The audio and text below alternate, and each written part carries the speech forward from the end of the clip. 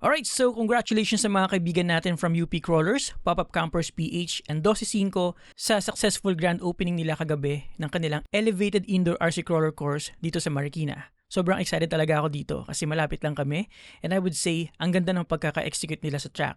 It's very photogenic, Instagrammable ika nga, with a little bit of challenge.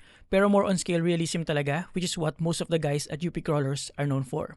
Shoutout sa mga nag-design at gumawa dito. Ang ganda. Now, the good thing about this place is that katay-up nila si 12.5, which is a cafe right beside the track.